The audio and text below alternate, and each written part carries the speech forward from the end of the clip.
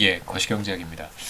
예, 본의 아니게 저희 아이가 코로나19 확진이 돼서 잠복기 정도를 생각하면 한 4일에서 5일 정도의 잠복기를 생각하면 목요일 강의는 이렇게 진행을 하는 것이 이제 여러분들 건강을 위해서 좀 더 좋지 않을까라고 생각을 해서 이제 예, 그렇게 생각을 했습니다. 오늘 11장 IS 커브의 이제 후반부 내용을 한번 보고, 물론 이제 제가 월요일에 IS 커브와 관련한 중요한 이야기들은 다 했고요. 이제 여기서부터 남은 몇 가지 이슈들은 거시경제학의 전반적인 어떤 디베이트들, 상당히 많은 이야기들이 있었고, 물론 이제 저희가 고전파 거시경제학이라든가 혹은 이제 케인지언의 관점이라든가 뉴 케인지언의 관점이라든가 이런 것들을 디테일하게 보지는 않겠습니다만, 전반적인 어떤 그 큰 틀에서 어떠한 그 디베이트들이 있었는지는 제가 이제 하나씩 말씀을 드릴 텐데, 그 중에 오늘 몇 가지 디베이트들이 등장하니까요. 한번 제가 재미있게 가능한 재미있게 말씀드리도록 노력할 것이고, 그 디베이트 자체는 꽤 괜찮습니다. 재미있는 내용들입니다. 그래서 오늘은 이제 IS 곡선의 활용 관련해서 공급 측면의 충격을 한번 생각해 보려고 하는데, 사실상 우리가 보는 IS 커브 혹은 나중에 IS 커브와 통화 정책 곡선, MP 커브라고, 모니터리 팔러시 커브라고 제가 말씀드렸는데, MP 커브와 결합을 해서 총수요 곡선을 우리가 도출을 하게 되고요. 지금 우리가 보고 있는 IS 커브와 그 다음에 모니터리 팔러시 커브라고 해서 이 둘을 결합해서 우리가 총수요 곡선, 애그러게이트 디맨드 커브를 결과적으로 도출하는 것이 목적인데, 사실 IS 커브에 포함이 되어 있는 일련의 충격들은 사실 말씀드렸듯이 총수요 충격이라고 합니다. 그러니까 공급 측면의 충격은 반영하지 못하고, 그러니까 다시 말하면 생산 측면에서의 충격이라든가, 그러니까 서플라이 사이드 샥은 사실 우리가 생각하지는 않고 있는데요. 공급 측면의 충격을 어떻게 반영할 수 있을지, 만약 반영한다면 공급 측면의 충격이 발생했을 때 어떠한 변화들이 나타날지를 한번 생각해 보자는 것이죠. 그래서 공급 측면의 충격이 발생하는 경우를 생각해 보겠습니다. 공급 측면의 충격은 우리가 사실 모형의 한계상 우리가 지금 사용하는 모형은 서플라이 사이드 샥을 많이 반영하지 못하는 모형이에요. 기본적으로 케인지언, 그러니까 뉴 케인지언 혹은 케인지언의 그 플레이버가 많이 들어가 있는 케인즈 맛이라고 생각하면 되겠죠. 그렇죠? 고전파의 맛이 아니고 이제 케인즈의 맛라고 생각하시면 좋을 것 같아요. 그러니까 그 입맛에 맞게 만들어진 모형이기 때문에 사실상 공급 측면의 충격을 반영하고 있지는 못합니다. 그래서 어떻게 하면 공급 측면의 충격을 조금 이렇게 포함시켜 볼 수 있을까 생각해 보면, 그나마 우리가 한번 해볼 수 있는, 시도할 수 있는 것이 바로 장기 실질 이자율 또는 이제 자본의 한계 생산이라고 해석할 수 있다고 제가 말씀을 드렸습니다. 그래서 공급 측면의 충격은 장기 실질 이자율 혹은 자본의 한계 생산을 통해서 나타난다라고 한번 이야기를 해보죠. 자본의 한계 생산에 충격이 발생해서 장기 실질 이자율이 만약에 상승한다면, 여기에서는 상승하는 경우만 생각해 볼 텐데요. 충격이 발생하기 전에는 T 시점의 실질 이자율과 장기 실질 이자율이 동일했다라고 한번 전제를 해보죠. 가정해 보겠습니다. 충격 이전에 T 시점의 실질 이자율도 3%, 장기 실질 이자율도 3%였었는데 이번에 장기 실질 이자율이 4%로 상승했다고 한번 해보죠. 공급 측면의 충격 혹은 장기 실질 이자율에 충격이 발생을 해서 장기 실질 이자율이 상승한다면, 이제 상대적으로 T 시점의 실질 이자율 3%는 장기 실질 이자율 4%보다는 떨어지게 될 거예요. 그러니까 제가 이자율이 상승하면 전에 왜 투자가 감소하는지를 이런 방식으로 이해하면 좋겠다라고 말씀드린 적이 있는데, 그러니까 수익률, 여러 다양한 수익률을 제공하는 그런 이제 프로젝트들이 굉장히 많이 있다. 평균적인 수익률이 장기 실질 이자율이다 이렇게 생각하셔도 괜찮고요. 그렇다면 이제 우리가 지금 보고 있는 어떤 외부적인 충격, 공급 측면의 충격으로 인해서 장기 실질 이자율이 상승한다는 것은 마치 다양한 어떤 투자 프로젝트의 수익률이 전반적으로 이렇게 높아지는 경우라고 생각해 볼 수도 있습니다. 그러면 이렇게 평균적인 실질 이자율은 오른쪽으로 이동하겠죠. 그러니까 대체로 모든 프로젝트의 수익률이 다 같이 상승한다면 그럼 당연히 평균적인 수익률도 상승하겠죠. 뭐 그런 의미라고 생각해 보시면 좋을 것 같습니다. T 시점의 실질 이자율보다 장기 실질 이자율이 더 높은 상태라고 할 수 있겠죠. 그러면 이건 반대로 생각하시면 돼요. 장기 실질 이자율은 일정한 상태였었는데 T 시점의 실질 이자율이 하락하면 그러면 상대적으로 투자가 증가할 것이다 라고 얘기를 했었는데 그러한 상황이 정반대로 작동하고 있는 것입니다. 그러니까 T시점의 실질 이자율은 일정하지만 장기 실질 이자율이 상승함으로 인해서 마치 T시점의 실질 이자율이 하락한 것과 같은 현상이 나타나겠죠. 그러면 투자가 증가해서 실제 액추얼 GDP가 포텐셜 GDP를 상회하는 현상이 나타날 수 있습니다. 그래서 우리가 IS 커브를 이렇게 쓰고요.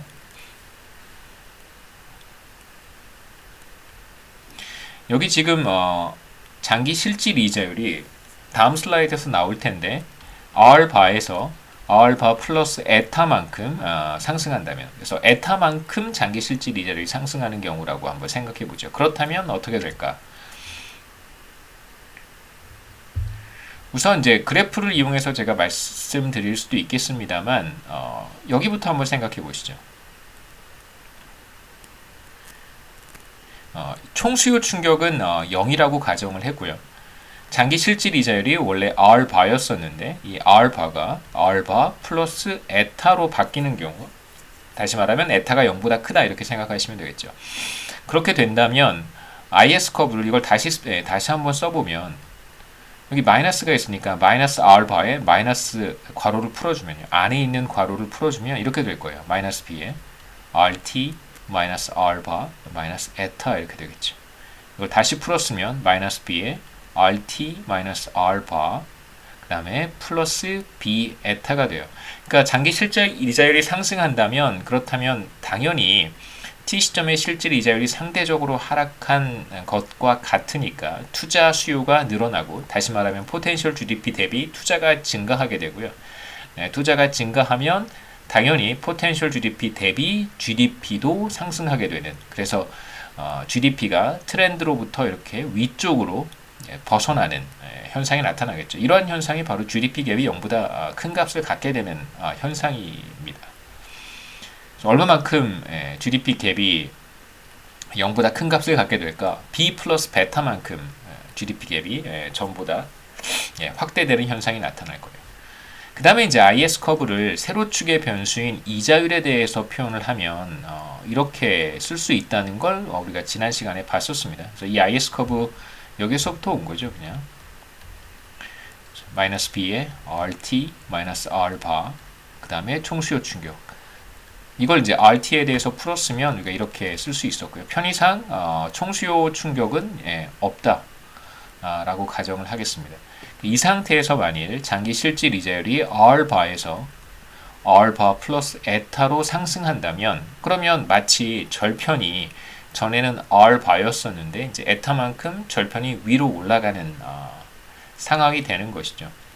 그래서 새로운 IS 커브는 이제 이러한 형태가 될 것이다. 절편이 에타만큼 증가하게 된 것이죠. 그래서 그림에서는 이렇게 간단하게 표현할 수 있습니다. 그러니까 원래 이제 우리가 그래프를 이렇게 그려야 될 텐데 여기 이제 원점이니까요. 이렇게 그려서 여기가 R바가 절편이었었는데 만일 장기 실질 이자율이 상승한다면 이렇게 IS 커브가 위쪽으로 이동하는 현상이 나타난다. 혹은 오른쪽으로 죄송합니다. 오른쪽으로 B 곱하기 에타만큼, 왜냐하면 다시 한번 보시죠. 돌아가서 여기에서 GDP 갭이 총수요 충격이 없을 때 GDP 갭이 정확히 B 곱하기 에타만큼 늘어난다고 제가 했으니까 GDP 갭을 따라서 읽어보면 B 곱하기 에타만큼이고요. 이 차이가 바로 B 곱하기 에타만큼이고, 그 다음에 이제 세로축을 따라서 실질 이자율을 따라서 읽는다면 이자율이 얼마만큼 상승하는 충격이 발생했냐면 정확히 에타만큼 상승하는 충격이 발생했으니까요. 세로축을 따라서는 에타만큼, 가로축을 따라서는 이제 b 곱하기 에타만큼 IS 커브가 이동한다. 같은 말입니다. 어차피 기울기가 b분의 1이니까요. 이렇게 표현할 수 있겠죠. 그래서 장기 실질 이자율이 상승한다면 IS 커브는 바깥쪽으로 이동합니다. 그 이유가 뭐냐? 장기 실질 이자율이 상승하면 현재의 실질 이자율, 그러니까 RT보다 원래 이랬었는데, 뭐 최초에 이랬다고 한번 해보죠. 이랬었는데 장기 실질 이자율이 상승하면 마치 T 시점의 이자율이 하락한 것과 같은 현상이 나타나기 때문에 투자 수요가 늘어나서 GDP 갭이 0보다 큰 값을 갖게 된다. 이렇게 간단하게 얘기할 수 있습니다.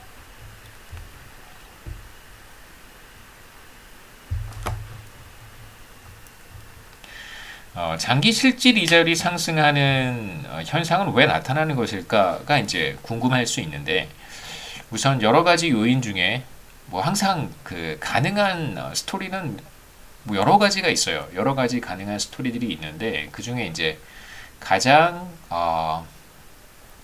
그럴듯한 거, 가장 likely한 거를 제가 뽑아서 말씀을 드리는 거기 때문에, 그 다음에 이제 그 대체로 거시경제학자들이 그렇다라고 생각하는 것들, 그 다음에 이제 데이터에서 그렇다라고 많이 확인이 된 것들, 어느 정도의 컨센서스라고 할 수 있겠죠.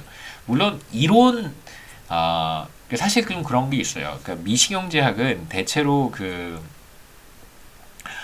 이론에서 출발을 했고, 그 다음에 어떤 측면에서는 이제 데이터로 확인이 불가능한 것들도 굉장히 많이 있습니다.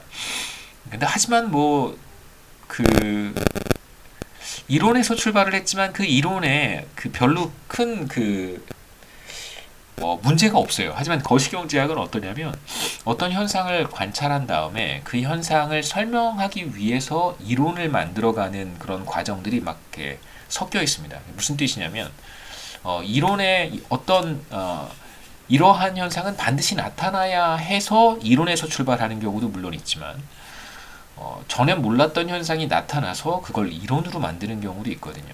그러니까 이게 모형과, 그러니까 이론과 실제가, 그러니까 팩트, 그 다음에 티오리가 서로 이렇게 인터랙션 하기 때문에 매크로는요. 그러니까 만약에 이제 우리가 전에 관찰하던 현상이 우리가 생각했던 그러한 메커니즘이 아니라 다른 메커니즘 때문에 나타났던 거라고 한다면, 그럼 이제 이론을 계속해서 수정해 가야 되는 작업을 해야 됩니다. 지금도 매크로는, 거시경제학은 전에 생각했던 사실, 그 다음에 전에 생각했던 그런 메커니즘이 다른 방식으로 나타나기 때문에 계속해서 모형을 바꾸는 작업들을 굉장히 많이 하고 있어요. 여기에서도 장기 실질 이자율이 상승하는 이유는 뭐 몇 가지가 있을 수 있습니다. 반대로 장기 실질 이자율이 하락하는 요인은 무엇이 있을까라고 생각해 보면, 대체로 그 인구 구조의 변화, 혹은 뭐 우리가 계속해서 얘기해 왔던 저출산 고령화 문제가 20년, 30년, 40년에 걸쳐서 장기의 실질 이자율을 떨어뜨리는 요인이 될 것이다. 혹은 이제 물가 상승률을 떨어뜨리는 요인이 될 것이다라고 이야기하기도 합니다. 그러면 거꾸로 얘기하면 장기 실질 이자율이 왜 상승하느냐? 인구 구조의 변화라고 볼 수도 있는 거죠. 하락하는 이유가 인구 구조 변화니까 상승하는 이유도 인구 구조 변화다라고 얘기할 수 있습니다. 근데 여하튼 여기에서는 또 다른 측면에서 많이 얘기했던, 많은 경제학자들이 얘기했던 것이 장기 실질 이자율이 왜 상승하는가, 바로 총 요소 생산성이 변해서 그렇다라고 하는 이야기들도 꽤 많이 있습니다.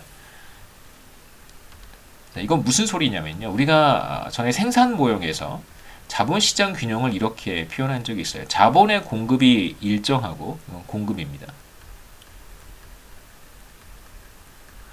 자본의 수요를 우리가 이렇게 우하향하게 표현을 했는데요. 자본 공급은 뭐 일정하다고 우리가 가정을 하고, 자본 수요는 결국 자본의 한계 생산에 의해서 결정이 될 텐데, 자본의 한계 생산이 이거잖아요.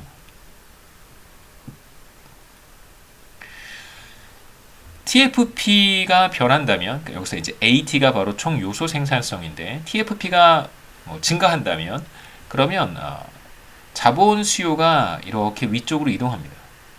그럼 자본시장 균형에서 바로 장기 실질 이자율이 결정될 텐데 뭐 여러분 솔로 성장 모형이나 혹은 그 전에 생산 모형을 생각해 보시면 도움이 될 것 같아요. 총 요소 생산성의 증가로 인해서 자본 수요가 확대가 되면 혹은 증가하게 되면 자본 수요 곡선이 오른쪽으로 이동하고요. 혹은 위쪽으로 이동하게 되고 새로운 균형에서 이자율은 상승하겠죠. 그러니까 이러한 메커니즘을 통해서 나타날 수 있다. 그래서 총 요소 생산성의 증가가 자본의 한계 생산을 높여서 다시 말하면 자본의 수요를 높여서 실질 이자율 이건 이제 균형 가격이 되는 것이죠. 자본시장에서의 균형 가격이니까 실질 이자율이 상승한다라고 생각하시면 좋겠습니다. 그 다음에 이제 잠재 GDP와 실제 GDP 사이의 이제 관계를 우리가 한번 생각해 볼 수 있는데요.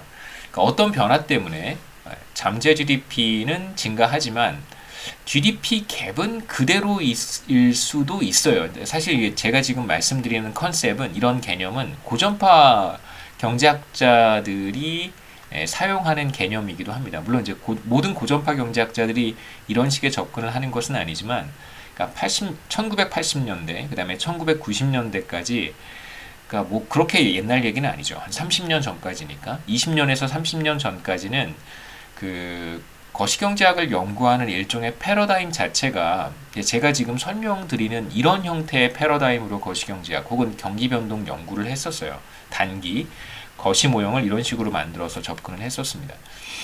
그래서 GDP 갭 자체에 사람들이 관심이 있었던 건 아니고 고전파 거시경제학자들은 GDP 갭이라고 하는 개념을 사용하지 않습니다. 실제 GDP랑 포텐셜 GDP를 거의 그냥 동등하게 생각을 해요. 그 GDP 갭이라는 개념이 사실 없습니다. 고전파 거시경제학자들한테는.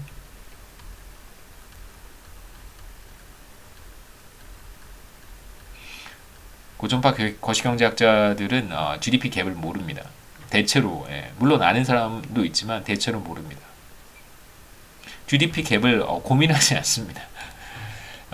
보는 세상이 좀 다른 것이죠. 그 거시경제학을 접근하는 방식 자체가 좀 달라서 어떤 변화 때문에 포텐셜 GDP는 증가하지만 GDP 갭은 그대로라면 우리가 GDP 갭을 이렇게 표현하잖아요. 그러니까 로그로 변환을 해서 로그의 액추얼 GDP 빼기 로그의 포텐셜 GDP란 말이에요. GDP 갭이 바로 이거니까. 뭐 로그를 취했다고 해서 뭐 그냥 이렇게 다르게 생각하실 필요는 없습니다. 뭐 별 퍼센티지의 그러니까 퍼센트 차이를 계산하고 싶어서 그런 거잖아요. 이렇게 하면 이제 비율이 되고 혹은 뭐 우리가 퍼센트 차이가 되는 거니까. 그러니까 포텐셜 GDP로부터 액추얼 GDP가 몇 퍼센트나 벗어났는가 그걸 그냥 퍼센트로 나타내기 위해서 로그를 쓰는 것입니다. 이렇게 이제 표현할 수 있는데 포텐셜 GDP가 변했어요. 이렇게 뭐 늘어났다고 한번 해보죠. 근데 GDP 갭이 항상 0이려면 반드시 그만큼 액추얼 GDP가 증가하면 되겠죠. 그러니까 포텐셜 GDP가 2% 늘어났어요. 그런데 GDP 갭이 0이에요. 그렇다면 액추얼 GDP가 그만큼 늘어났다고 보는 것이죠. 그러니까 실제로 트렌드가 이렇게 주어져 있는데 이 트렌드가 이렇게 올라갈 수도 있겠죠. 그러니까 트렌드 자체가 변하는 것입니다. 그러니까 실제 GDP가 트렌드로부터 벗어났다고 생각하지 마시고 그냥 트렌드가 조금 벗어난 거예요. 트렌드 자체가 이렇게 달라질 수도 있겠죠, 그렇죠? 성장의 경로가 바뀔 수 있는 것처럼 트렌드 자체가 변할 수도 있습니다.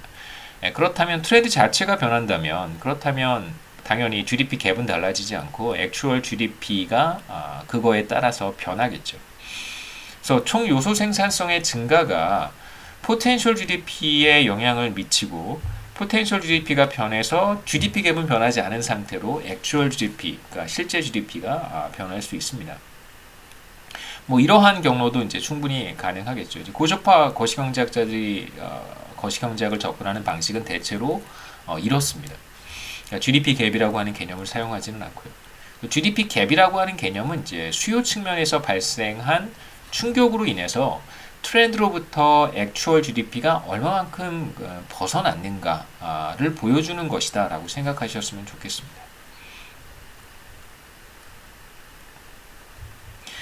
그 다음에 이제 마지막으로 미시경제 이론으로 본 IS 커브에 대한 이야기를 좀 할 텐데, 그러니까 소비와 정부 지출 두 가지, 물론 이제 투자도 되게 재미있게 있기는 해요. 뭐 토빈의 Q라든가 뭐 이런 이야기들도 많이 있고, 예, 투자도 깊이 있게 이제 들어가 보면 그 여러분 지금 뭐 이제 2학년 혹은 뭐 3학년 이렇게 4학년까지 금융 관련된 과목들에 관심이 있는 학생들도 많이 있을 테니까요. 그래서 금융 관련된 이야기들도 사실 이제 거시경제학에 우리가 지금 이자율의 변화에 따라서 반응하는 기업들의 투자와 또 밀접한 관련이 있습니다. 뭐 포트폴리오라든가 이런 이야기들도 함께 이렇게 우리가 생각해 볼 수 있는 토픽들이기는 해요. 근데 여기에서는 제가 소비와 정보 지출 중심으로 말씀을 드리겠습니다.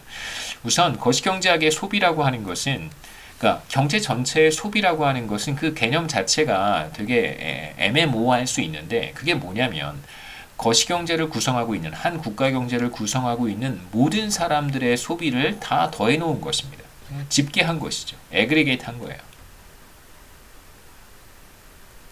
그러니까 결국은 개개인의 선택의 총계 혹은 집계라고 생각하셨으면 좋겠습니다.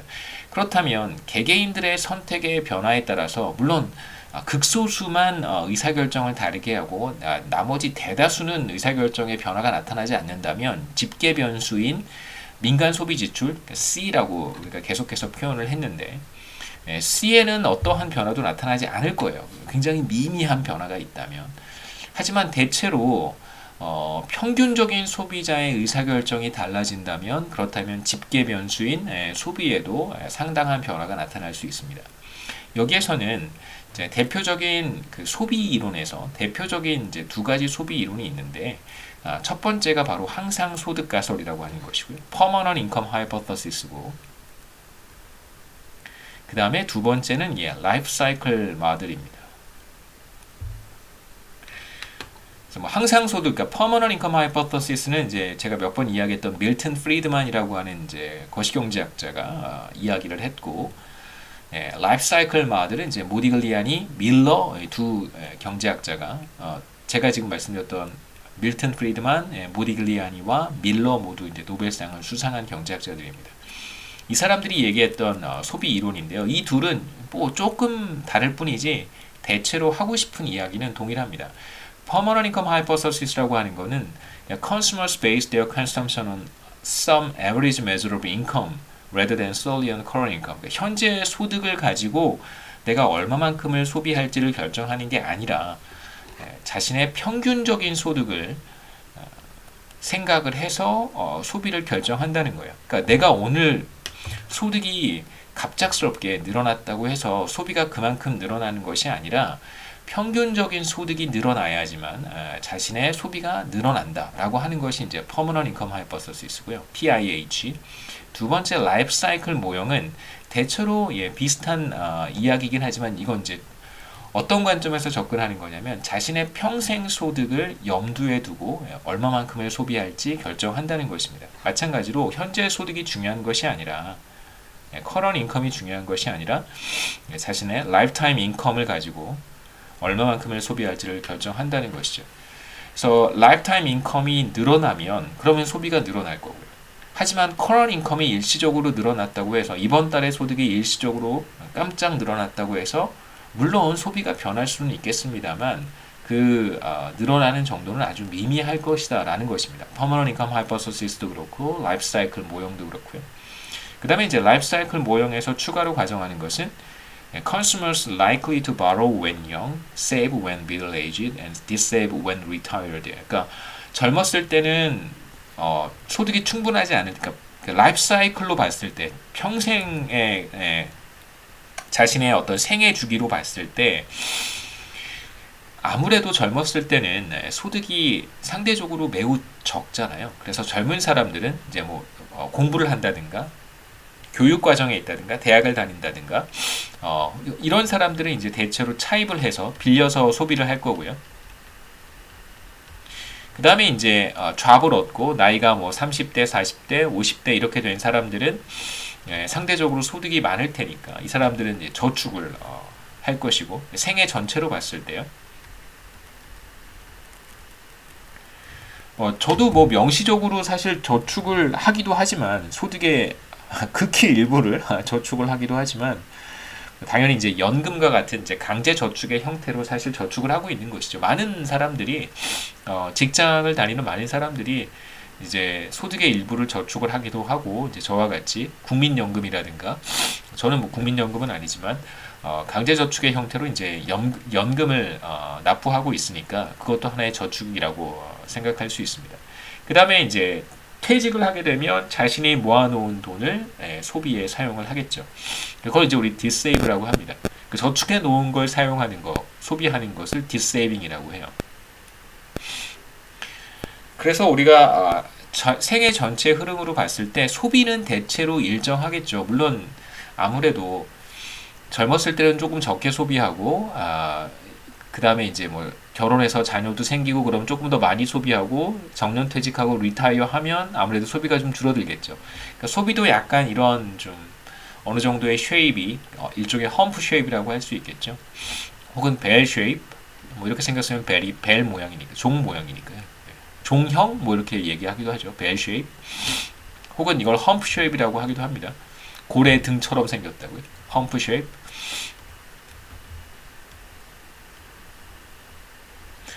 험프 쉐입 혹은 이제 벨 쉐입의 형태를 띠겠지만 그래도 소득의 그 모양이 훨씬 더 드라마틱하겠죠. 제가 지금 그림에 그려놓은 것처럼 소득의 어떤 형태가 훨씬 더 드라마틱할 거예요.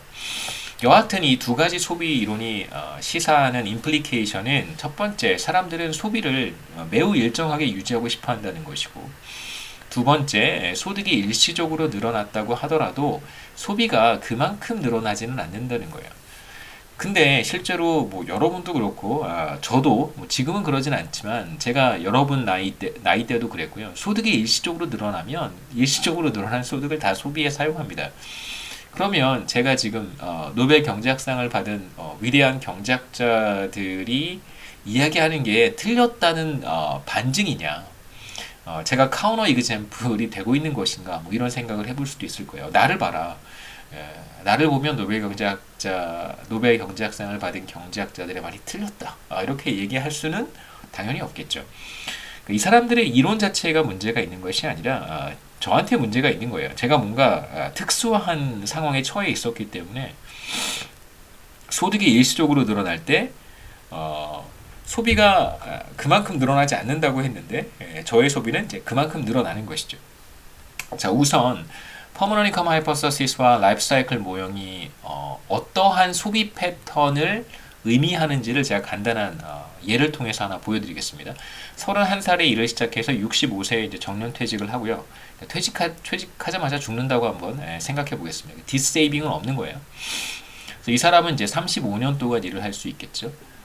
그 다음에 이제 편의상 실질 이자율은 0%라고 가정을 할 텐데 이건 사실 어떤 의미냐면 원래 올해 31살에 100만 원과 혹은 죄송합니다. 좀 크게 금액을 키워보죠. 31살에 1억 원과 나중에 30년 뒤에 60살에 1억 원은 그 가치가 분명히 다를 거예요. 무슨 말이냐면 지금 여러분에게 1억 원과 20년 뒤, 30년 뒤에 1억 원의 가치는 당연히 다르겠죠.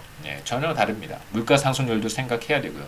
설령 물가 상승률이 없다고 하더라도 물가 상승률이 0%여서 실질 가치가 그대로 보전이 된다고 하더라도 지금의 1억 원이 20년 뒤에 1억 원, 30년 뒤에 1억 원보다 더 가치가 있습니다. 근데 이제 그런 시간에 따른 가치의 차이를 생각하고 싶지 않아서 그냥 실질 이자율을 0%라고 가정을 했습니다. 그러니까 오늘의 1억 원과 20년 뒤, 30년 뒤의 1억 원은 항상 같은 거예요. 31살의 소득을 Y31, 32살의 소득을 Y32 뭐 이렇게 한번 써보죠. 그러면 이제 이 소득이 바로 아까 보여드렸던 드라마틱한 험프 쉐입을 갖는다고 생각할 수 있습니다. 이런 소득인 것이죠. 그렇죠? 소비는 대체로 일정하고.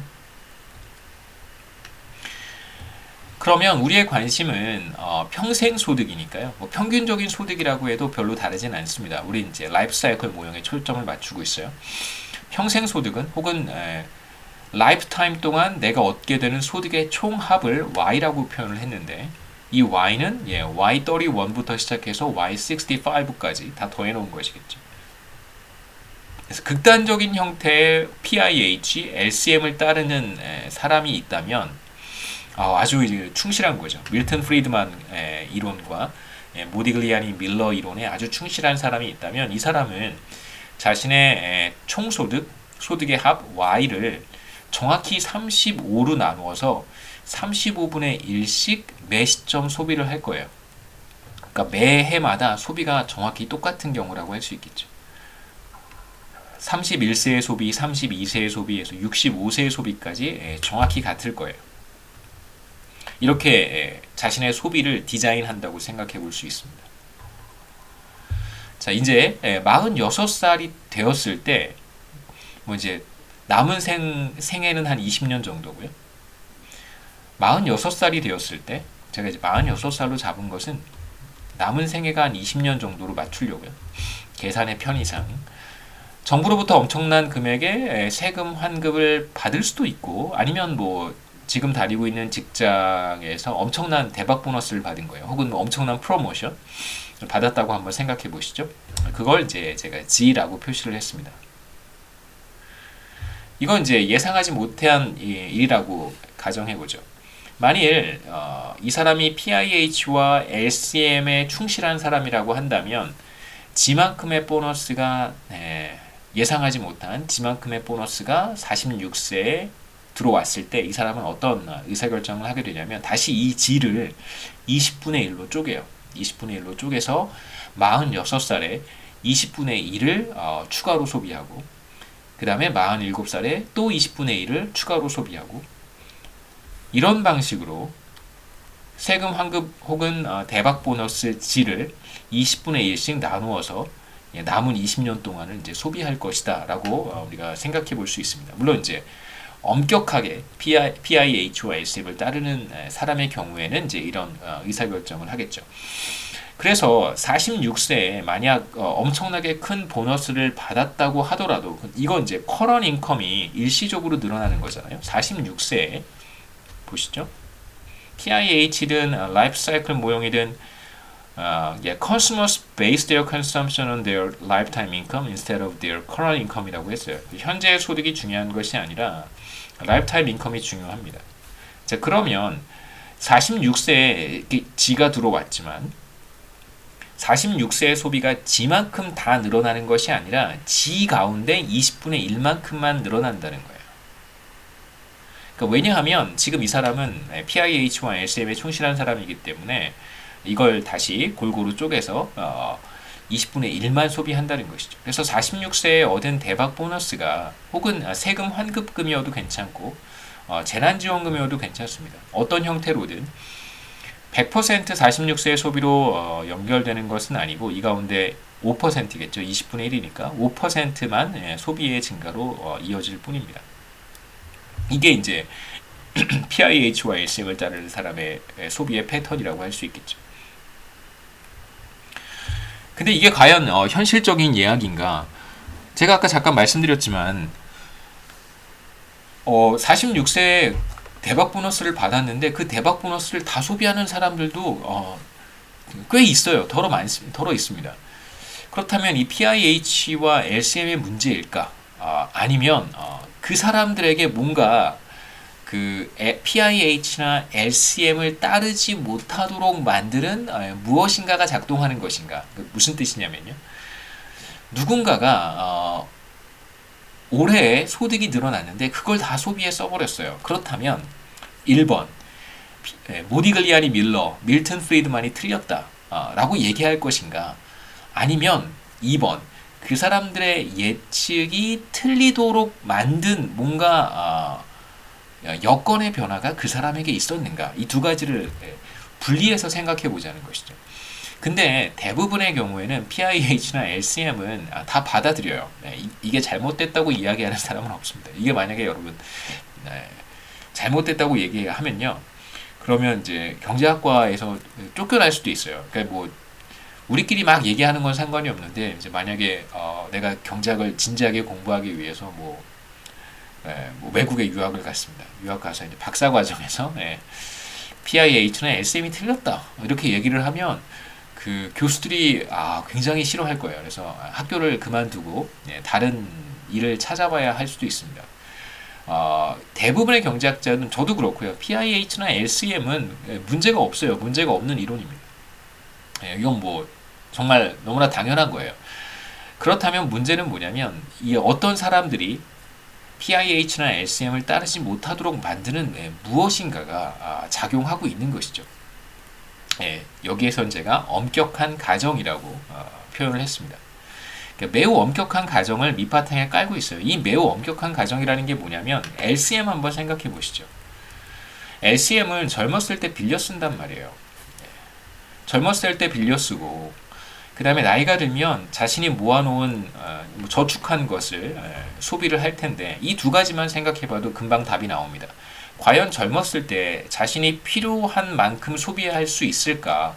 그러니까 소비를 이만큼 해야 되는데 나의 미래 소득이 for sure 이만큼 발생할 테니까 나에게 지금 내가 필요한 만큼을 소비할 수 있도록 도와달라. 금융기관에 가서 돈을 빌리려고 하면 빌려주지 않겠죠. 돈을 빌려주는 사람들이 있습니다. 뭐 의사나 혹은 변호사나 이런 사람들은 젊었을 때 금융기관에서 돈을 잘 빌려줘요. 하지만 그 이외의 사람들에게는 별로 그렇게 금융기관이 호의적이지 않습니다. 당신의 미래 소득이 for sure 하다는 것을 당신만 알지 우리는 알 수 없다. 그건 사실 verify 할 수 없는, 입증할 수 없는 사실 소득이라고 얘기할 수도 있겠죠. 그 젊었을 때 나의 소득이 미래에 굉장히 많이 발생한다고 하더라도 저한테 돈을 빌려줄 사람은 없습니다. 금융기관 뭐 빌려줄 수는 있겠죠. 굉장히 높은 이자율로 빌려줄 거예요. 빌려준다고 하더라도. 그 다음에 리타이어 한 이후에도 사실 문제겠죠. 뭐 최근에 한국 사회가 겪고 있는 문제도 뭐 중요할 수 있을 것 같아요.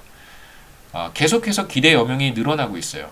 그러니까 20년 전에 30년 전에 30세 40세였던 사람이 자신이 70세까지 살 거라고 미처 예상하지 못했을 수도 있습니다. 예상하지 못한 기대 여명의 증가로 인해서 충분한 자산 혹은 충분히 젊었을 때 미들 에이지일 때 충분히 많은 자산을 확보해 놓지 못했다면 나이가 들었을 때 디스 세이빙을 할 수가 없는 거잖아요. 충분한 자산이 없기 때문에 그럴 수 있습니다. 젊었을 때는 높은 이자율로만 차입을 할 수 있고 아니면 차입 자체가 불가능하거나 그럴 수 있고요. 나이가 들어서는 충분한 자산을 확보하고 있지 못할 때 왜냐하면 자기가 그렇게 오래 살 거라고 기대 여명이 이렇게 길 거라고 예상하지 못할 수 있기 때문에 그렇습니다.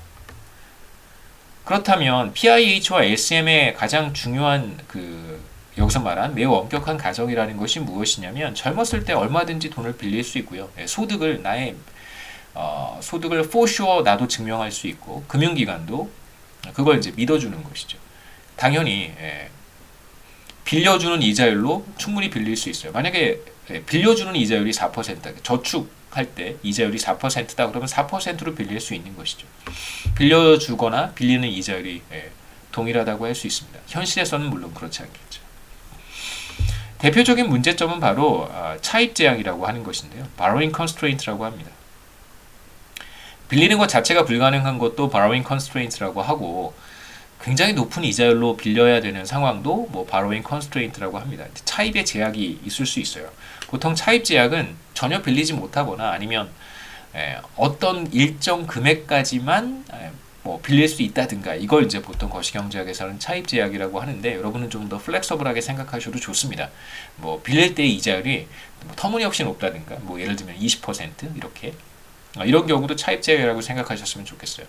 젊었을 때 돈을 자유롭게 빌려 쓰는 것이 당연히 가능하진 않죠. PIH나 LCM은 시장 이자율로 빌리고 빌려주는 것이 이제 자유로운 자본시장을 기본적으로 가정하고 있기 때문에 현실에서 우리가 관찰하는 현상들을 제대로 설명하지 못하는 것이다 라고 이야기하는 것이 훨씬 더 적절합니다. 제가 이제 간단한 그림을 하나 준비를 했는데 물론 그림을 3개죠. 3개를 준비를 했는데 우선 하나 보시죠. 여기서 세로축은 내일의 소비고 가로축은 오늘의 소비입니다. 그래서 미시경제학에서 아마 배우셨을 수도 있는데요. 뭐 이쪽이 뭐라고 할까요? 뭐 이쪽이 베이글이고요. 이쪽이 커피라고 할 수 있겠죠. 그러니까 내가 주어진 소득으로 몇 잔의 커피를 마시고 한 달 동안 뭐 하루에 뭐 베이글을 여러 개 먹을 수는 없으니까 일주일이나 혹은 한 달 동안 몇 잔의 커피를 마시고 주어진 소득으로 몇 개의 베이글을 먹을 것인가를 선택하는 문제라고 생각할 수 있겠죠. 그렇게 접근하시면 됩니다. 오늘의 소비는 내일의 소비와 기본적으로 다릅니다. 오늘의 소비, 그러니까 시간이 의사결정에 들어오게 되면 이제 오늘과 내일은 당연히 다르겠죠. 그렇죠? 그래서 오늘 많이 소비하고 내일 적게 소비할 수도 있을 거고요. 물론 내가 오늘과 내일 소비할 수 있는 리소스가 제한되어 있다면 오늘 다 쓰고 내일은 그냥 쫄쫄 굶는 것도 가능하고요. 그 다음에 오늘 굶고 내일 다 먹는 것도 가능합니다. 그래서 음식을 이만큼 받았는데 음식을 좀 받았는데 점심에 다 먹고 저녁에 굶어도 괜찮고요. 점심 굶고 저녁에 다 먹어도 괜찮고 반 점심에 먹고 반은 저녁에 먹어도 괜찮습니다. 이런 의사결정을 한번 생각해 보자는 것이죠. 그래서 오늘의 소비는 젊었을 때라고 생각하시면 좋을 것 같고요. 내일의 소비는 이제 나이가 들었을 때, 올드일 때 소비라고 생각하시면 좋겠습니다. 그래서 오늘과 내일은 굉장히 짧은 시간일 수는 있겠지만 young, old라고 생각해 보면 한 30년의 시간을 두고 기간을 구분했다라고 생각하셔도 좋겠습니다. 여기서 중요한 것은 요점인데요. 요점은 인다우먼트라고 해요. 부존점. 그래서 이 부존점은 뭐냐면 젊었을 때의 소득이 Y1이고요. 30대의 소득, 그 다음에 나이가 들어서 한 50대의 소득 Y2입니다. 그래서 젊었을 때의 소득이 예를 들면 뭐라고 해볼까요? 젊었을 때 소득 한 1억, 그 다음에 중년일 때 50대가 되면 훨씬 더 많은 소득을 얻겠죠. 그때의 소득은 예를 들면 3억, 연봉이라고 생각하지 마시고요. 이 기간 동안 한 10년 동안 이렇게 생각하시면 좋겠어요. 5억 한번 해볼까요? 10년이면 10억은 되겠죠. 그렇죠? 10억. 여기는 10억. 여기는 한 2억 정도면 되겠습니다. 5분의 1 정도. 2억. 젊었을 때 소득은 2억 정도. 젊은 세대, 젊은 기간. 20대, 30대 그 정도의 기간 동안은 소득이 2억 정도 될 거고요. 그 다음에 이제 40대, 50대 소득은 한 10억 정도 될 것이다. 이렇게 얘기할 수 있겠죠. 그래서 부존점입니다. 그러니까 빌리고 빌려주는 것이 자유롭다면 젊었을 때나 늙었을 때나 기본적으로 소비를 일정하게 유지하고 싶을 거예요. 물론 이제 나중에 나이가 들어서 결혼을 하고 자녀가 생기고 이제 집을 마련해야 되고 그러면 훨씬 더 많은 이제 지출이 발생하겠지만 이제 그런 것까지 다 감안해서요. 여하튼 사람들은 기본적으로 말씀드렸듯이 아까 점심을 안 먹고 저녁에 왕창 먹거나 점심에 왕창 먹고 저녁을 안 먹거나 이렇게 하는 것보다는 반은 점심에 먹고 물론 저녁을 적게 먹는 게 좋다고는 하지만 그냥 이그젬플일 뿐입니다. 점심에 한 절반 먹고 저녁에 한 절반 먹는 것이 좋겠죠. 소비도 마찬가지입니다. 젊었을 때 2억 한 10억 합치면 한 6억쯤 되겠죠. 이때 한 6억 소비를 하고요. 그 다음에 나이가 들었을 때 또 한 6억 소비하는 것이 아니면 이게 좀 불편하다 그러면 5억, 7억 정도 이렇게 젊었을 때 5억 소비하고 나이가 들었을 때 한 7억 정도. 젊었을 때 집이 필요할 수 있잖아요, 그렇죠? 그 다음에 나이가 들면 자녀들 공부를 도와줘야 된다든가 공부에 자녀 교육에 돈을 써야 된다, 지출을 해야 된다든가 아니면 자녀의 결혼까지도 미리 생각해 본다면 소비 지출이 나이가 들었을 때 조금 더 많다고 할 수 있겠죠. 그러니까 이렇게 소비를 하고 싶어 한다고 생각해 보죠. 기본적으로 사람들은 최적 선택이 이 점이라고 한번 해보죠. 여기에서 제가 표시한 바깥쪽에 있는 이 커브는 무차별 곡선이에요. 그래서 커피와 베이글 이그젬플에서 여러분 미시경제학에서 배우셨던 것처럼 예산선을 이렇게 그려놓고 가장 바깥쪽에 있는 무차별 곡선과 접하는 점, 요 점이 바로 최적 선택인 것이죠. 그래서 이 사람은 요 점을 선택할 때 자신의 효용이 극대화됩니다.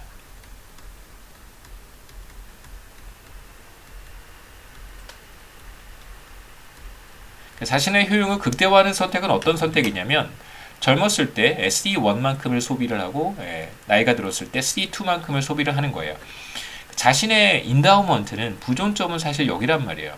그러니까 젊었을 때 소득은 2억, 나이가 들었을 때 소득은 10억인데 미래의 소득을 현재로 가지고 와서 그러니까 미래의 소득이 10억인데 미래에는 7억만 소비하는 것이 최선이거든요. 그러니까 3억만큼을 여러분 이 제가 지금 숫자로 써놓은 10억, 7억, 2억, 5억 이 숫자 자체가 그렇게 중요하진 않습니다. 그냥 예시라고만 생각하셨으면 좋겠어요. 그러니까 대충 말씀드리면 3억 정도를 현재로 이렇게 끌고 와야 되는 것이죠. 미래의 소득인 3억을 현재로 끌어와야 돼요. 그 방법은 뭐냐면 당연히 금융시장을 이용하는 것입니다. 나의 소득이 미래에 10억만큼 발생할 것이라는 것을 제가 증명을 하고 그걸 이제 금융기관이 믿어준다면 그렇다면 그걸 일종의 담보로 해서 저에게 현재 3억을 빌려주겠죠. 제가 만약에 젊다면 3억을 빌려주겠죠. 그러면 저는 현재 5억 정도를 소비를 하고요. 나의 현재 소득 2억에다가 금융기관으로부터 3억을 빌려와서 5억을 소비를 하고 이제 미래가 되었을 때 나이가 들었을 때 제가 10억만큼의 소득이 발생하겠죠. 그럼 그 가운데 3억을 금융시장에 되갚는 거예요. 상환을 하고 나머지 7억을 소비를 하게 됩니다. 여기서 이제 가장 중요한 것은 뭐냐면 금융시장으로부터 일정 금액을 빌리는 것이 사실 가능하다는 것이죠. 그래서 요점에서 요점으로 오는 것은 금융기관으로부터의 차입을 의미합니다. 그러니까 나의 현재 소득은 Y1밖에 되지 않지만 현재 소비를 C1까지 높일 수 있으려면 이만큼을 미래 소득으로부터 끌어오는 것이고 그걸 누가 해주냐면 금융중개기관 혹은 금융기관들이 해주는 거예요. 금융기관으로부터의 차입입니다.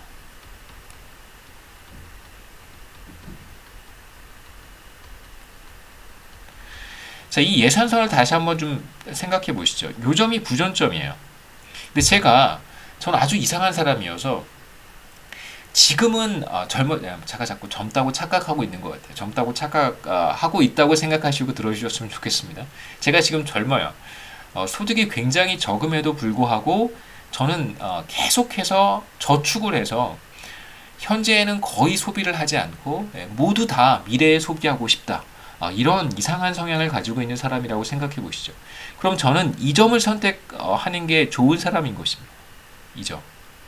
그러니까 현재는 거의 소비를 하지 않고요. C1.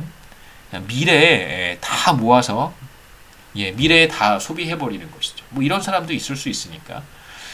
그러면 저는 어떤 선택을 해야 되냐면 현재의 소득은 Y1인데 제가 젊으니까 Y1인데 Y1과 C1만큼의 차이를 그냥 저축하면 돼요. 그러면 올해 이만큼을 저축을 하면 극단적이라고 한번 생각해 보죠. 올해 하나도 소비하지 않는 거예요. 젊었을 때 극단적으로 요점을 선택한다고 한번 해보죠. C2, C1은 제로. 극단적으로 생각해 봅시다.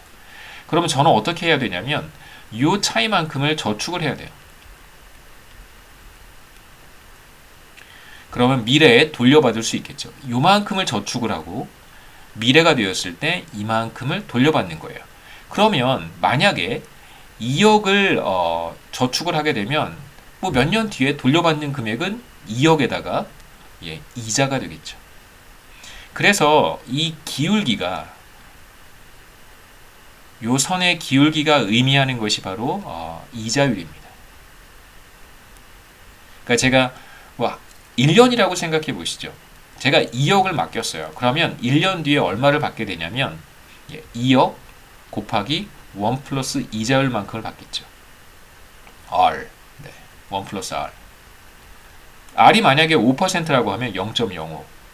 그러니까 제가 받는 1년 뒤에 돌려받게 되는 금액은 2억 더하기 2억의 5%니까 2억의 5%면 얼마인가요? 1,000만 원이겠죠. 그렇죠? 2억 1,000만 원을 돌려받게 되는 거죠.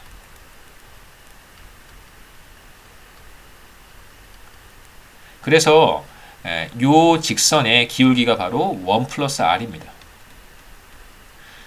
그러면 우리가 지금 하고 있는 얘기는 뭐냐면 이쪽으로 가는 게 아니고 이쪽으로 가는 거니까 이쪽으로 반대 방향으로 가는 것도 얘기가 다르지 않겠죠. 제가 필요한 만큼, 소비에 필요한 금액 이만큼을 금융기관으로부터 차입을 한다면, 그렇다면 미래에 상환해야 되는 금액은 정확히 빌린 금액 곱하기 1 플러스 R이 되고, 이 기울기도 똑같이 1 플러스 R과 같다는 걸 뜻합니다. 그러니까 이게 바로 여기 앞서 제가 말씀드렸던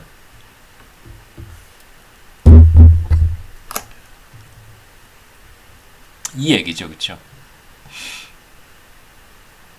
시장에서 시장 이자율로 빌리고 빌려주는 것이 자유로운 자본시장을 가정하고 있는 거예요.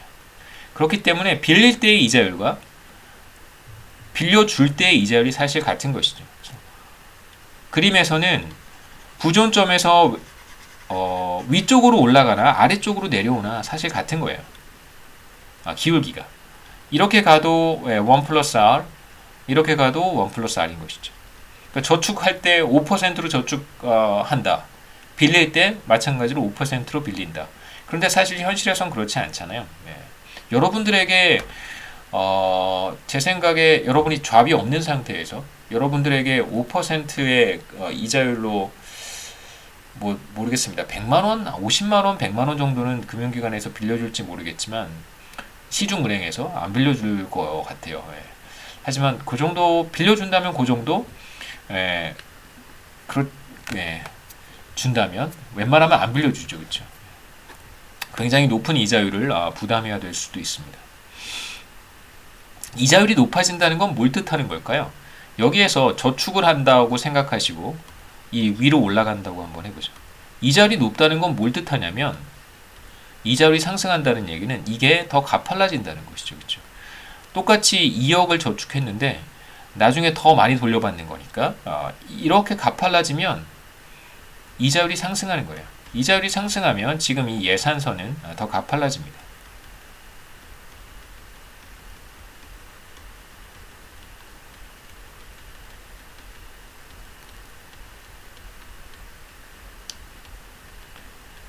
지금 이제 여러분들이 이 그림을 대충 이해하셨을 거라고 저는 믿고요. 혹시 이해하는데 좀 어려움이 있으면 언제라도 저한테 말씀해 주시면 제가 다시 한번 설명을 하도록 하겠습니다. 그 다음에 이제 마지막으로 한 가지만 추가로 말씀을 드리면 이 그림에 제가 무차별 곡선을 하나 또 점선으로 그려놨어요. 이게 무차별 곡선입니다. 인디퍼런스 커브. 요 밑에 있는 점선으로 그린 무차별 곡선은 뭘 뜻하냐면 자신의 부존점을 선택했을 때의 어떤 효용 수준을 나타내는 것이다 라고 생각하셨으면 좋겠습니다. 그러니까 현재 Y1만큼을 소비를 하고 자신의 소득만큼을 현재 소비하고 미래에 발생할 자신의 소득을 그때 마찬가지로 그만큼을 소비를 한다면 이 사람의 효용 수준은 바로 이 무차별 곡선으로 나타낼 수 있다는 것입니다. 그런데 이 사람이 만약에 자유롭게 빌리고 빌릴 수 있다면 시장 이자율로 자유롭게 빌리고 빌려줄 수 있다면 이 사람은 절대 이 점을 선택하지 않겠죠. 반드시 이 점을 선택할 거예요. 차입이 가능하니까 미래의 소득을 현재로 가지고 와서 그만큼을 소비를 하고요. 미래에 일정 소득이 발생하면 빌린 금액을 미래에 상환하려고 하겠죠. 그것이 가능하다면 이 사람은 차입을 통해서 요 점을 선택할 것이고 그러면 이 사람은 자신의 효용을 극대화할 수 있습니다. 그 다음에 이제 한 가지 아까 말씀드렸던 것처럼 이자율이 상승하면 이 예산선은 더 가팔라집니다. 그래서 요 점을 중심으로 이자율이 전보다 더 높아진다면 그러면 예산선은 이렇게 더 가팔라질 것이고요. 반대로 이쪽 방향으로는 이렇게 더 가팔라지겠죠. 그러면 이자율이 상승하면 부존점을 중심으로 예산선이 회전합니다. 로테이트합니다. 이렇게 이동할 것이고 이렇게 이동하겠죠. 이자율이 상승하는 경우.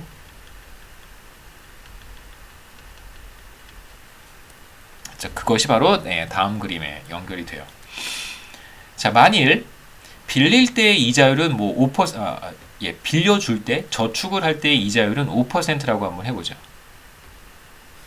5%예요. 그래서 이쪽에서의 기울기는 5%인데 이제 빌릴 때의 이자율이 매우 높아요. 예를 들면 20% 혹은 25%라고 한번 해보죠.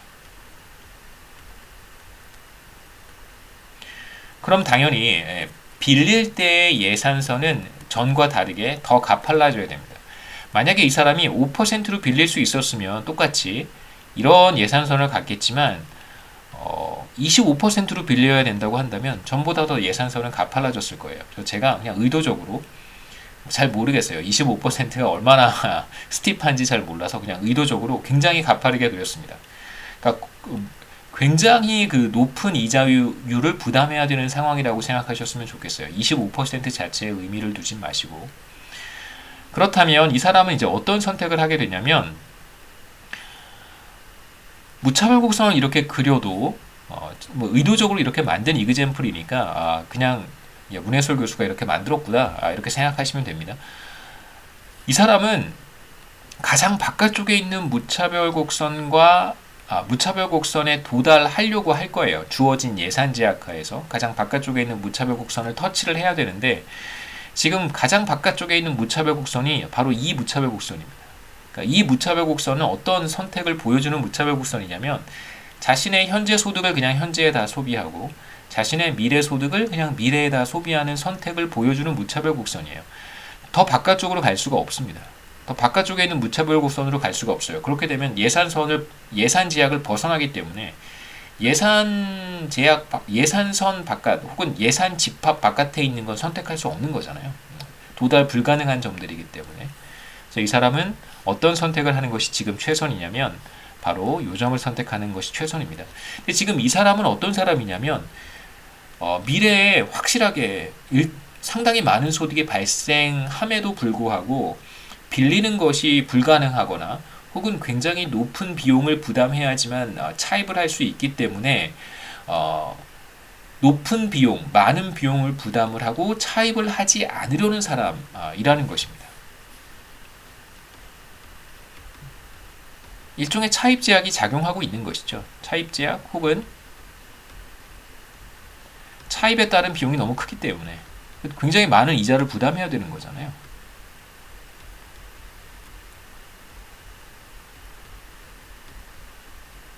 빌리지 않는 것이 최선입니다. 오히려.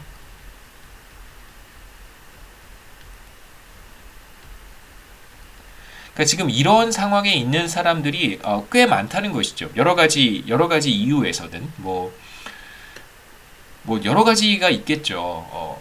주택을 구입하는 과정에서 최근에 가장 이슈가 되는 것은 주택을 구입하는 과정에서 상당히 많은 돈을 은행으로부터 빌렸어요.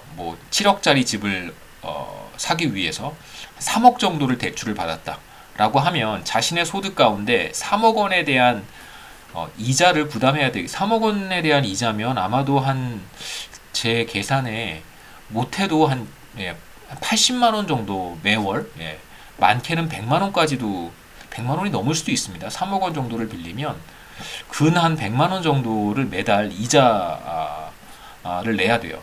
만약에 이제 월 소득이 꽤 많으면 상관이 없겠습니다만 월 소득이 한 300만 원 정도 이거나 혹은 300만 원, 400만 원이고 주택담보대출에 대한 이자를 내고 나면 400만 원이라고 한번 해보죠. 월 소득이. 그럼 이제 100만 원 나가고 300만 원 남을 거예요. 근데 만약에 이 사람이 가족이 있어서 부양해야 되는 가족이 있어서 자녀들 교육비라든가 혹은 생활비를 또 써야 된다고 하면 상당히 타이트할 수 있습니다. 미래의 소득이 아무리 많다고 하더라도 빌리는 것 자체가 불가능하고 현재 상당히 많은 금액을 이렇게 이자 상환이라든가 등등등 비용에 부담하고 있다면 그러면 우리가 지금 보고 있는 이러한 상황과 굉장히 비슷한 경우라고 얘기해 볼 수 있겠죠. 여기서 이 그림에서 사실 중요한 것은 이 사람에게 빌리는 것이 가능하도록 상황을 좀 개선해 준다든가 차입이 가능하도록 혹은 차입에 따른 비용을 조금 낮춰준다면 이 사람은 미래의 소득을 현재로 가지고 오려고 할 거예요. 그 다음에 또 하나의 특징은 뭐냐면 이 사람은 어떻게든 이쪽으로 가고 싶어 하는 사람이에요. 그러니까 현재 소비를 더 늘리는 것을 굉장히 원하는 사람입니다. 빌리는 것이 가능했다면 5%로 빌리는 것이 가능했다면 이 사람은 여기까지 갔었을 테니까요. 그러한 성향을 가지고 있는 사람이라는 뜻입니다. 자, 이제 우리가 어떠한 변화를 한번 주려고 하냐면 G를 도입하는 것이죠. 뭐 대박 보너스도 괜찮고, 뭐 세금 환급도 괜찮고, 뭐 재난지원금도 괜찮고 다 좋습니다. 예, 현재 소득이 일시적으로 G만큼 늘어났어요. 그러면 이 사람의 인다우먼트 포인트가 달라져요. 부존점이 원래 이 사람의 부존점은 여기였었단 말이에요. 젊었을 때 Y1만큼, 나이가 들었을 때 Y2만큼의 소득이 발생하는 것인데, 예, 현재 젊었을 때 G만큼의 소득이 발생을 해요. 그럼 이제 부존점이 달라지겠죠. 젊었을 때 Y1, 나이가 들었을 때 Y2가 이 사람의 부존점이었었는데, 이제 젊었을 때 Y1 플러스 G, 나이가 들었을 때 Y2로 부존점이 달라집니다. 달라진 부존점은 어디냐면 바로 여기가 되겠죠. 요 점이 바로 Y1 플러스 G고요. 그 다음에 요 점은 뭐 나이가 들었을 때의 소득은 전과 같으니까 그래서 부존점이 여기로 달라지겠죠.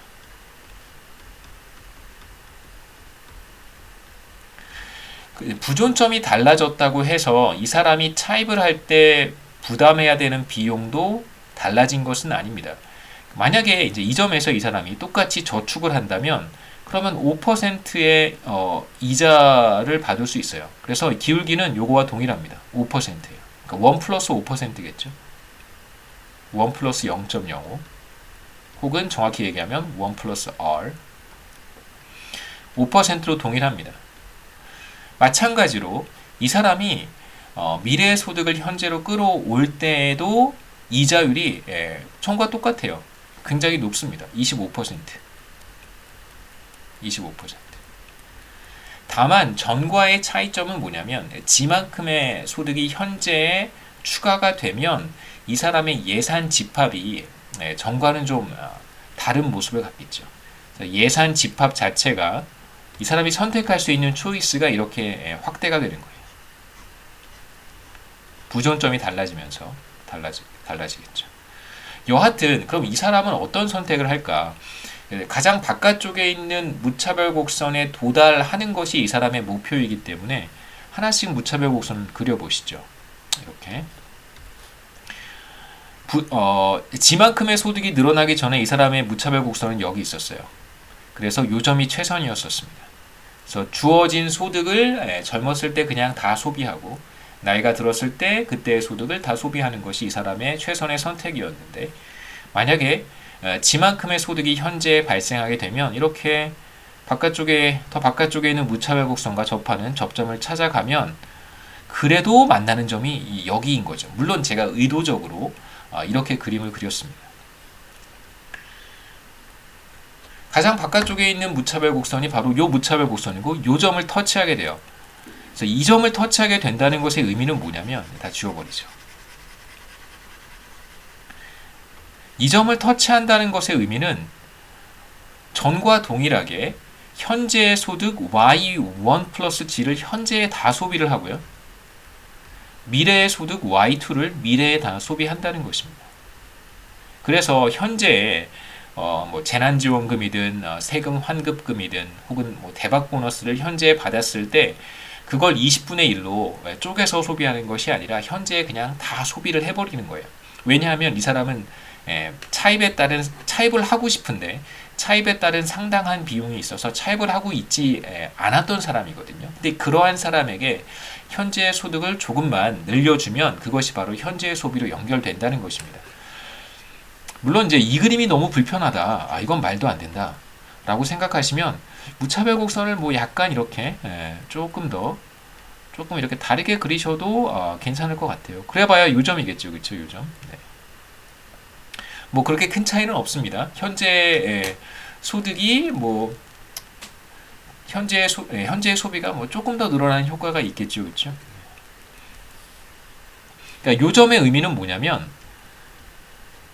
대박 보너스를 받았단 말이에요. 라이프 타임으로 보면, 평생 소득으로 보면 내 평생 소득이 늘어난 거잖아요.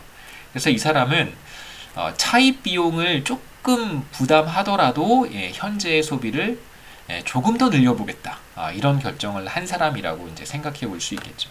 그렇게 중요한 것은 아닙니다.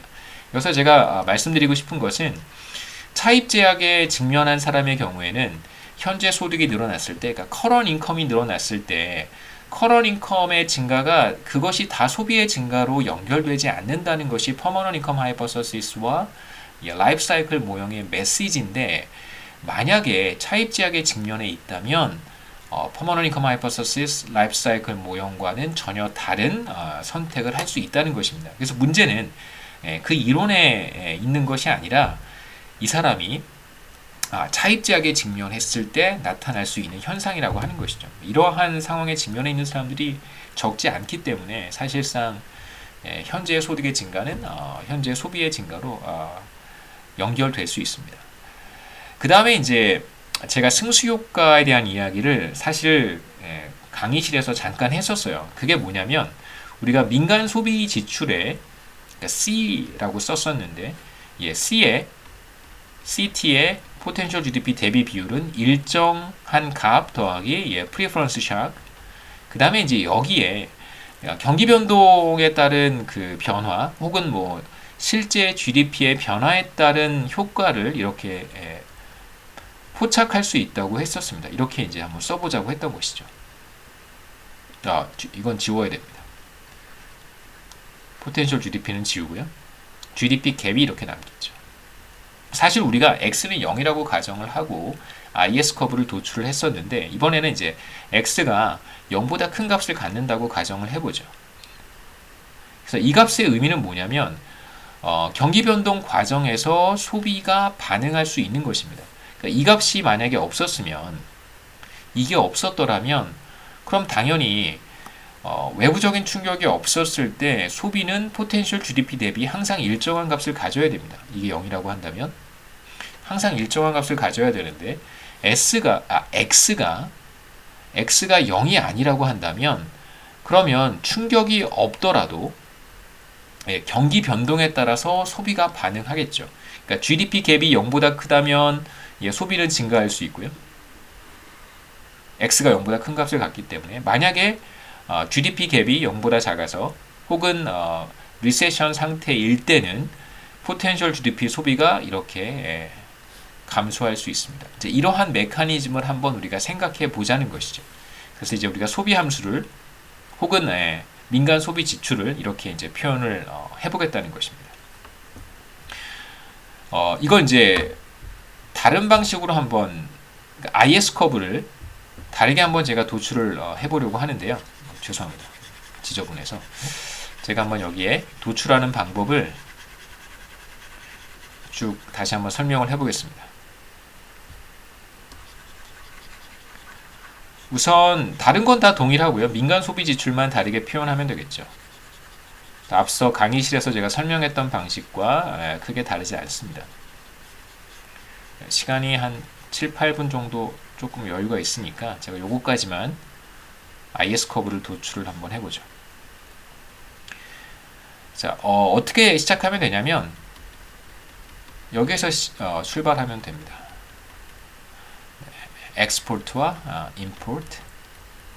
우선 제가 이걸 양변을 포텐셜 GDP로 다 나눴고요.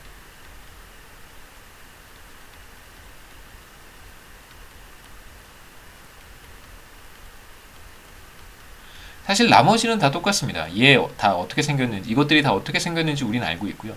얘만 좀 달라지겠죠. 그렇죠?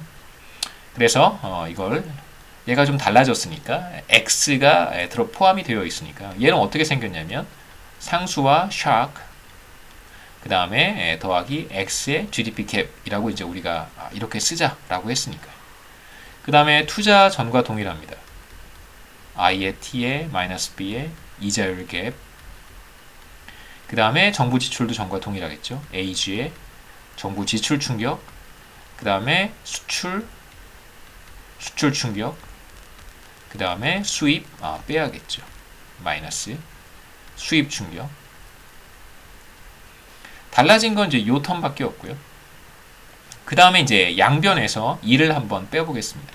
그래서 y t 마이너스 y 바 마이너스 1이라고 하면 결국 이제 이것과 a들이죠. a들을 다 더하면 이건 1이니까 이게 없어지는 것이고 2를 양변에서 뺐으니까 없어지는 거고요.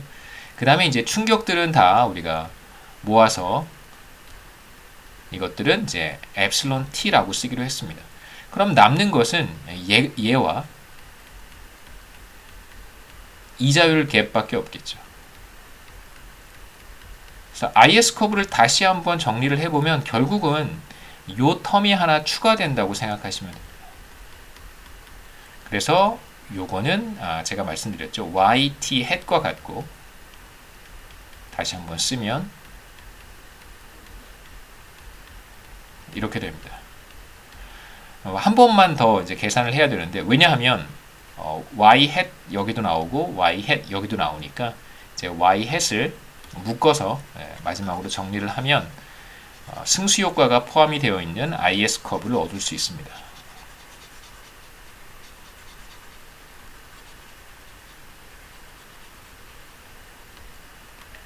그래서 얘를 이제 왼쪽으로 넘기면 이제 1-x의 GDP 갭, 그 다음에 총수요 충격 마이너스 B의 이자율 갭 이렇게 되겠죠.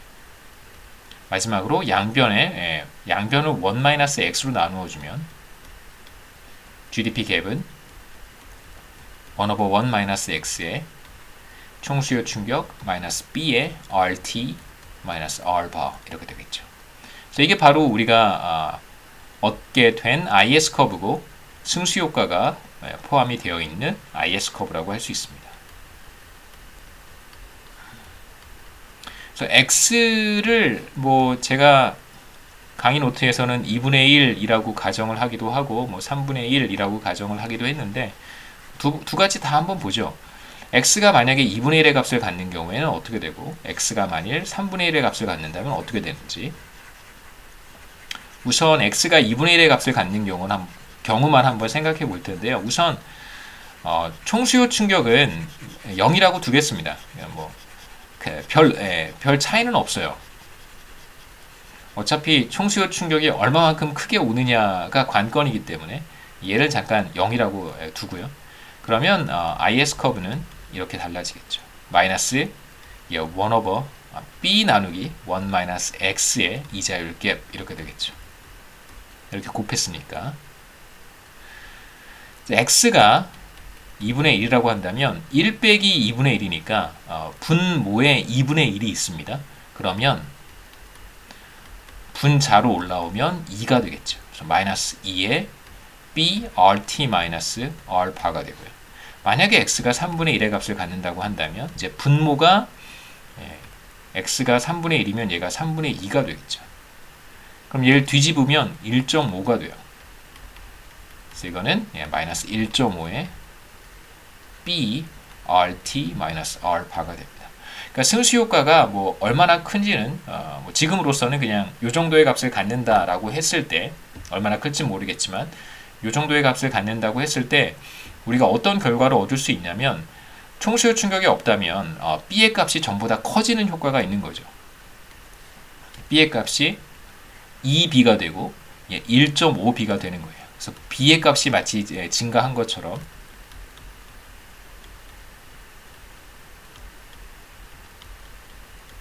이게 어떤 의미냐면 제가 뭐 간단하게 말씀드리기는 했습니다만 B의 값이 크다는 것은 다시 말하면 IS 커브가 굉장히 플랫해진다는 거예요.